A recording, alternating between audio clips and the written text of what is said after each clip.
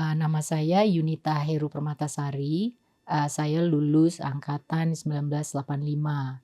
Waktu saya di calon anggota itu saya pegang alto saxophone karena kan kita masih drum band tuh. Terus pas saya tingkat 1, kan kita berubah jadi marching band kan alatnya semua diganti. Jadi saya pegang mellophone, jabatan saya yang terakhir komandan latihan.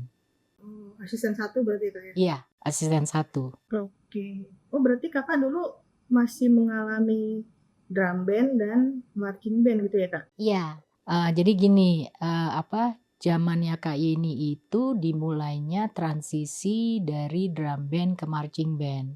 Jadi sebetulnya itu ya era marching band di Kopsuita Arkanita itu dimulai sejak Maskir masuk. Jadi karena visi visi marching band itu sebetulnya adalah visinya Maskir untuk Kopsuita Arkanita. Nah kan yang membawa Maskir masuk ke Kopsuita Arkanita itu kan angkatannya Kak Yeni. Jadi dari mulainya dari angkatan Kak Yeni itulah dimulainya transisi dari drum band ke marching band.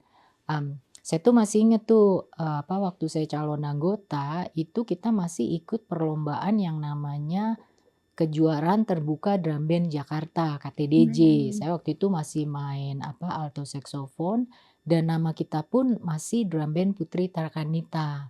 Nah, terus di tahun yang sama juga, itu di bulan Desember gitu ya, itu ada lagi perlombaan yang namanya Turnamen Invitasi Marching Band. Pada saat itu adalah turnamen marching band indoor yang pertama di Indonesia. Nah, itu yang sekarang kita kenal sebagai Grand Prix Marching Band. Nah, pencetusnya itu adalah Pak Gusanto. Nah, pada saat kita ikut TMB itu, alat-alat kita itu masih alat-alat drum band gitu, karena saya masih calon anggota, saya masih pegang alto saxophone. Dan itu pun juga yang saya ingat namanya masih Drum Band Putri Tarkanita tuh, belum diganti namanya. Nah, terus tahun berikutnya pas kita ikut TIMB yang kedua, itu TIMB-nya pun juga namanya berubah menjadi Grand Prix Marching Band. Nah, pada saat kita ikut GPMB yang kedua itu, kita semua alatnya udah ganti gitu, semuanya udah front bell alatnya. Jadi kita udah resmi menjadi marching band dan kita juga resmi memakai nama Kopsutri Tarakanita. Karena saya inget tuh, kan kita menang tuh waktu GPMB kedua, kita masuk koran, Kompas, front page, gede lagi fotonya. Nah itu foto display kita terakhir itu, kan Kak ini bikin hati tuh. Nah terus di caption di bawah itu, nama kita itu adalah Kops Putri Tarakanita. Hmm. Jadi pada zamannya Kak Yeni itu, zamannya saya masih calon anggota itu, nama kita masih Drum Band Putri Tarakanita yang saya ingat karena namanya belum diganti tuh. Nah terus setelah kita ganti alat semuanya menjadi front bell, itulah yang kita mulai resmi namanya menjadi Korps Putri Tarakanita. Memang mungkin pembicaraan perubahan nama dari Drum Band Putri Tarakanita menjadi Korps Putri Tarakanita, dari drum band menjadi marching band itu, memang sudah dibicarakan dari zamannya Kak Yeni, tapi resminya pelaksanaannya itu baru terjadi pada saat saya tingkat 1. Nah itu tuh, kalau nggak salah tuh tahun 83 tuh, karena GPMB kedua itu tahun 83.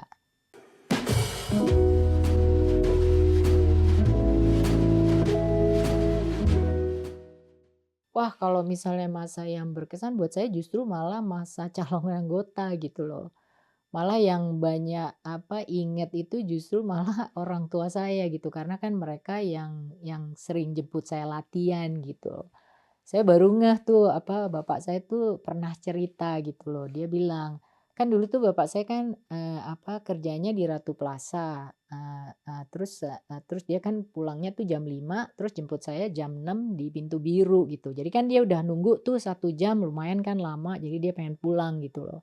Nah dia bilang, "Iya saya udah lihat tuh udah selesai upacara nih, udah selesai, tapi kok yang ini anak ditunggu-tunggu kok nggak nongol-nongol, ini anak ini kemana gitu, nggak taunya pas saya lihat tuh kamu tuh di sana lagi gini gini," katanya. Lagi bending. "Oh rupanya kamu tuh lagi dihukum di sana," gitu. Terus udah kan, udah selesai pikir ya udah selesai hukum, udah ya berarti kan pulang gitu ya.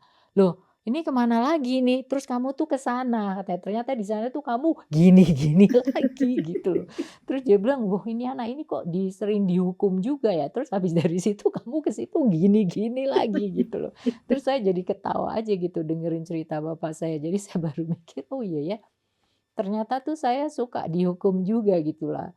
Ya mungkin ya gara-gara itulah kaos kaki saya nggak kuat nanjak lah, yang bajunya keluar-keluar lah, yang alatnya lupa, apa, yang lagunya lupa lah, segala macem lah.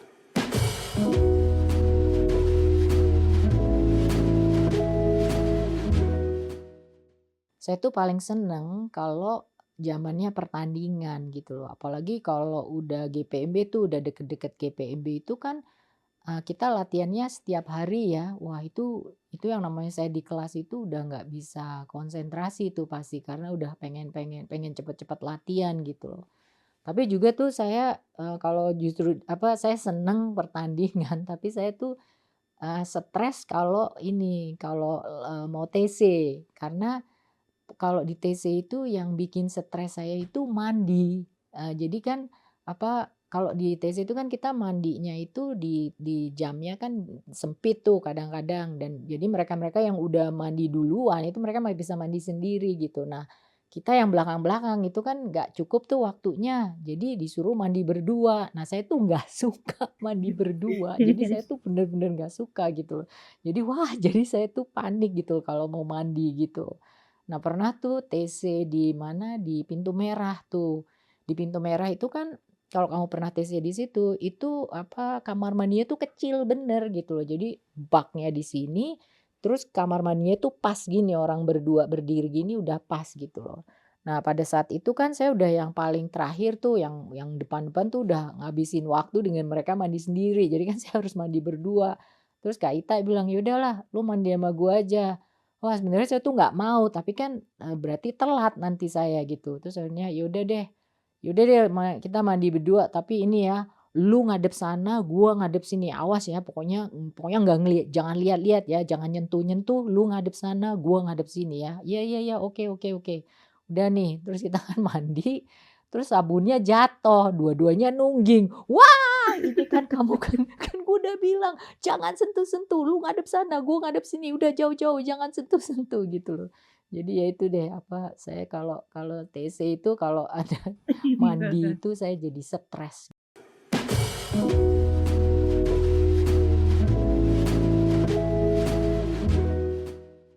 Kalau stiker Tarakanita itu, jadi gini, apa, kan pada saat saya tingkat satu itu kan nama kita sudah menjadi, apa, Kopsut Tarakanita. Tapi stiker kita itu masih Drum Band Putri Tarakanita. Nah, baru pas Mmm. saya tingkat 2 itu saya inget tuh Kak Lucy, Icul, itu kan dia kepala staf, terus dia bilang sama saya, "Tak, lu buat itu apa, stiker kita," gitu. Karena kan sekarang namanya udah ganti tuh, bukan Drum Band lagi, tapi kan namanya Kopsut Tarakanita. Jadi, "Lu buat tuh apa, stikernya." Terus saya bilang, "Oh, iya iya deh, saya buatin deh," gitu nanti. Saya juga sebenarnya saya juga mikir, kok saya bisa yang bikin stiker itu saya juga nggak ngerti tuh gimana, karena kan saya asisten satu tuh pada saat itu. Apa mungkin karena pada saat itu tuh saya banyak sekali bantu-bantu itu kan, bantu-bantunya Kak Ati gitu. Kak Ati kan pelatih auxiliaries color guard gitu ya kan, dia banyak apalah yang mau digambar lah, yang mau dicat lah, segala macam, atau karena itulah gitu loh. Nah, terus Kak Lucy juga bilang, semuanya disamain aja, apa, bordernya kuning, terus background-nya hitam, terus tulisannya juga kuning, terus kalau, apa, pakai font yang sama juga nggak apa-apa, terus tinggal namanya aja diganti jadi Kopsu Tirta Arkanita. Mhm. Nah, terus pada saat itu tuh saya lagi seneng-senengnya itu, nulis-nulis di agenda gitu loh, pakai spidol gitu. Jadi lagi seneng-senengnya kaligrafi gitu loh. Jadi saya buatlah itu, apa, Kopsutir Tarakanita itu dengan, apa, tulisan kaligrafi itu. Kan saya inget tuh saya bikinnya tuh berkali-kali, kalau zaman sekarang itu kan udah ada kayak Photoshop gitu ya, kalau misalnya salah kan tinggal apa, di-select yang salah, terus bikin yang salah dibenerin, terus dipasang lagi. Nah, kalau ini kan enggak gitu, jadi saya berkali-kali, "Wah, ini S-nya kekecilan," ditulis lagi, "Wah, ini K-nya kekecilan," gitu. Tapi ya akhirnya udah deh jadi gitu ya, stikernya akhirnya jadilah gitu ya. Mhm Jadi kalau mhm. misalnya saya ditanya, "Apa konsep ini, pembuatan stiker?" Jawabannya konsep pembuatan stikernya agenda. Gara-gara suka nyoret-nyoret agenda gitu loh. Ya karena kan pada masa itu kan saya belum sekolah desain ya, jadi kan ya nggak ada lah konsep-konsep apa gitu.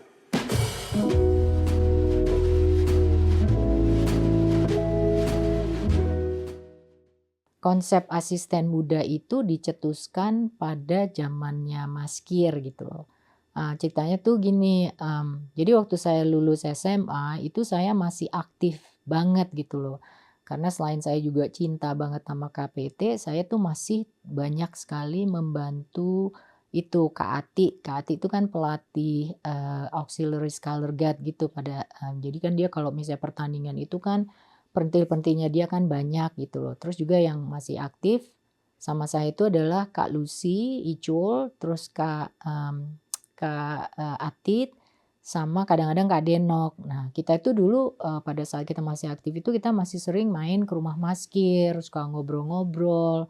Banyaklah ngobrol-ngobrolnya itu tentang marching band in general lah, tentang masalah-masalah Kopsutri Tarakanita lah gitu. Nah, dari obrolan-obrolan itulah terus Mas Kir mencetuskan ide untuk membuat asisten muda gitu loh.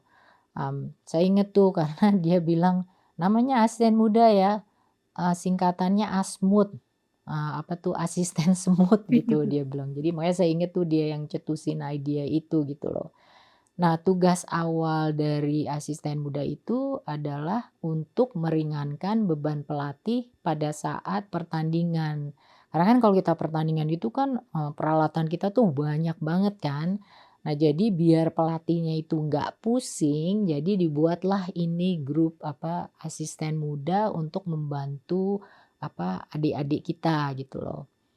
Nah itu, pembentukan asisten muda itu kalau nggak salah tahun 88 gitu loh dan itu, asisten mudanya waktu itu banyak tuh, ada sekitar 12 atau 15 orang gitu, saya kurang inget tuh jumlah pasnya gitu loh. Nah tapi dari 12, 15 orang itu, ada beberapa yang diperbantukan ke pelatih penuh tuh kayak Kak Yeni.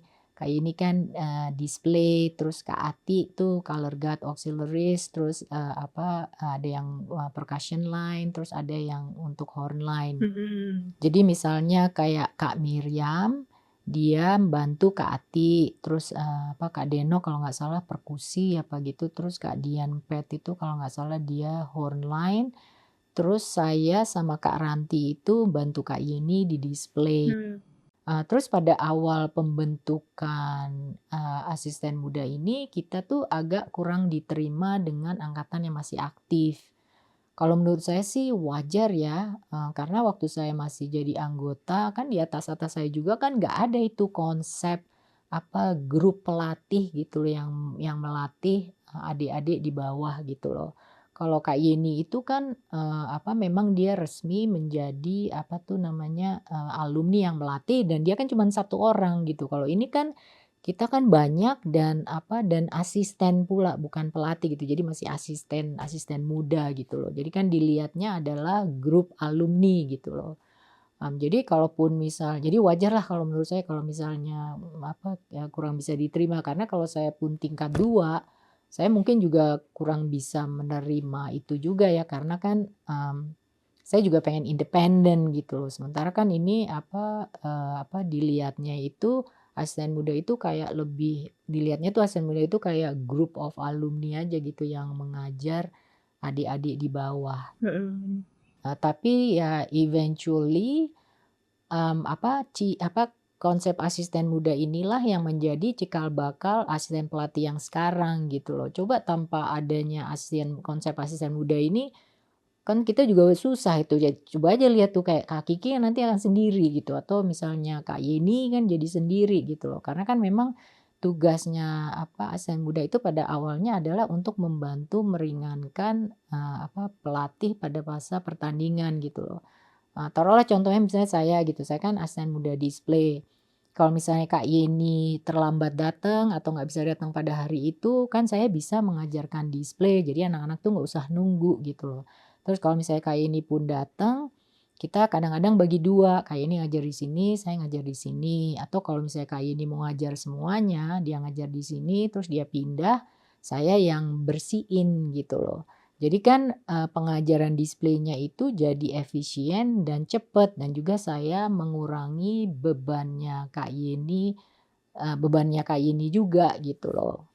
Jadi sebetulnya tuh dengan adanya konsep asisten muda ini, itu jadi terbukalah kesempatan bagi para senior-senior, para alumni yang masih passionate, yang masih bersemangat untuk menyumbangkan tenaga mereka untuk membantu adik-adik KPT gitu loh. Jadi kasarnya tuh kita, berusaha menampung antusias dari para alumni inilah, kan sayang kalau antusiasi mereka itu dibuang gitu loh.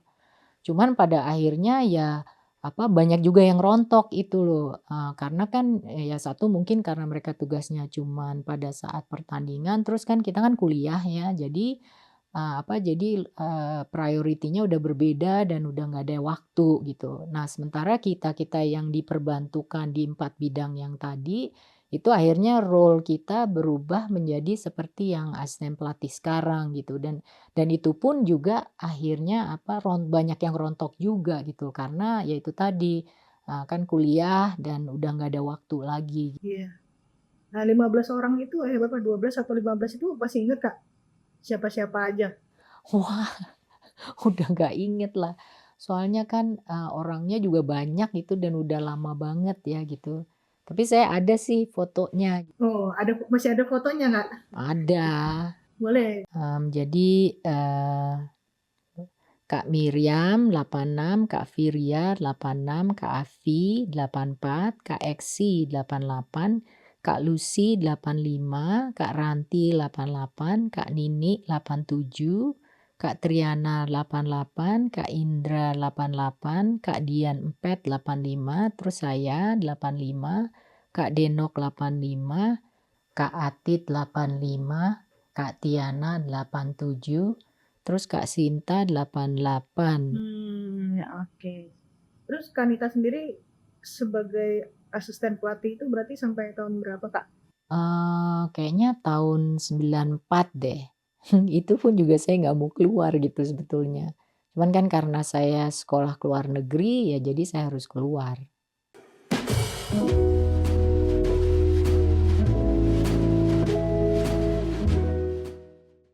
Kalau ditanya nilai-nilai apa yang masih layak dipertahankan itu, pasti semuanya itu bilang disiplin ya. Karena memang benar juga sih ya, disiplin itu tuh nanti branching out-nya tuh banyak sekali gitu loh. Misalnya itu perseverance gitu. Kita tuh kan fokus terhadap goal kita dan gak gampang distraction gitu. Karena kan self discipline, yang namanya disiplin itu kan sebetulnya self control ya. Terus juga, akan membangun accountability gitu. Nah, accountability itu bisa personal accountability, bisa group accountability. Nah, itu nanti akhirnya akan membangun yang namanya mutual respect. Mhm. Nah, ini hanya example aja, ini hanya contoh-contoh dari bentuk disiplin tuh bisa jadi apa aja gitu. Masih banyak lagi sih contoh-contohnya.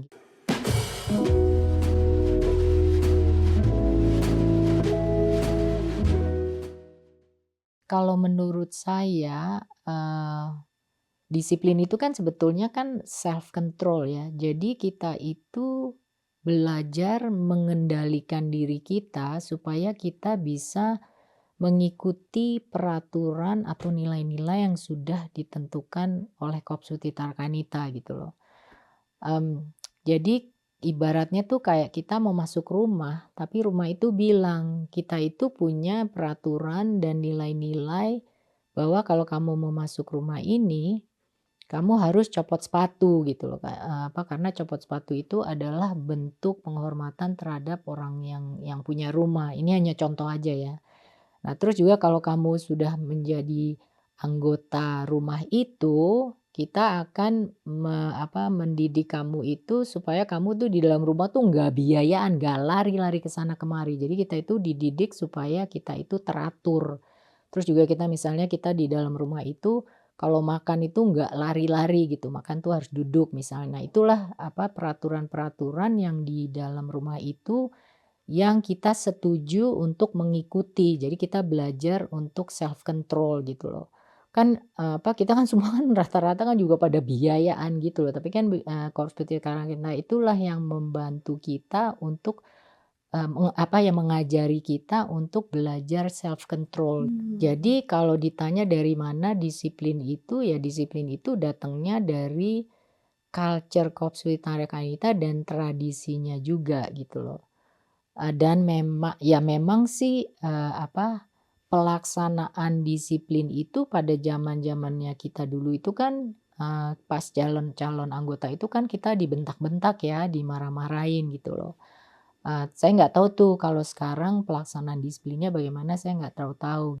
Tapi kalau menurut saya ini aja ya, apa, opinion saya ya, yang namanya pelaksanaan disiplin itu apapun bentuknya itu harus ada yang namanya reward and consequence gitu loh. Karena reward and consequence ini nggak cuman untuk apa, melaksanakan disiplin di Kopsitar kita, tapi di dalam kehidupan kita sehari-hari pun itu ada gitu. Mhm mhm. Karena apa, tanpa adanya reward and consequence ini, ya agak susah lah gitu kalau kita mau menerapkan disiplin, di apa, di adik-adik kita yang sekarang. Mmm. Kayak misalnya contohnya ini deh, apa nih opinion saya aja, kayak misalnya itu apa, hukuman yang squat gitu loh.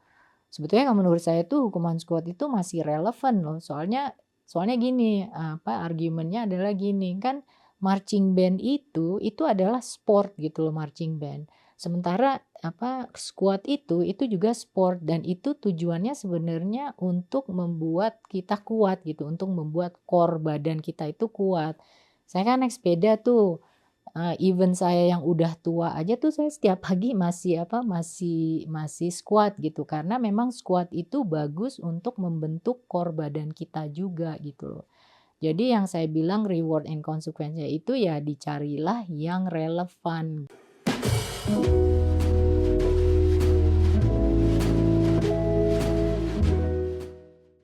Untuk adik-adik Kopsutri Tarakanita yang sekarang, pesan-pesan saya adalah pertahankanlah nilai-nilai Kopsutri Tarakanita yang masih ada sekarang, karena nilai-nilai tersebut itulah yang membentuk karakter kita sebagai seorang perempuan. Dan juga nilai-nilai ini akan sangat berguna untuk kehidupan kalian di masa yang akan datang. Terus pesan saya yang kedua, jangan lupa enjoy ya selama kalian di Kopsutir Tarkanita. Ya saya tahulah, maksudnya zaman sekarang ini kan, apa yang namanya marching band itu kan, apa, sudah nggak sehip waktu zaman saya masih jadi anggota. Kan latihannya juga berat, terus apa, banyak makan waktu. Tapi tetaplah bersemangat latihan dan yang paling penting itu jangan lupa enjoy selama kalian di Kopsutir Tarkanita. Karena, masa SMA kamu itu nanti akan menjadi masa yang paling berkesan di dalam kehidupan kamu. Saya aja tuh yang udah tua, kalau saya melihat kehidupan saya ke belakang, itu masa yang paling berkesan adalah justru masa saya di SMA, terutama sekali adalah masa saya di Kopsuti Tarkanita. Dan yang terakhir, create your own story for your generation. Jadi kalau misalnya Korps Putih Tarkaita itu kayak pohon ya, cabang-cabangnya itu adalah setiap angkatan gitu loh. Jadi kita itu semua berasal dari root yang sama, tapi setiap angkatan itu punya story sendiri-sendiri. Jadi, create-lah your own story for your generation untuk Korps Putri Tarkaita yang sekarang.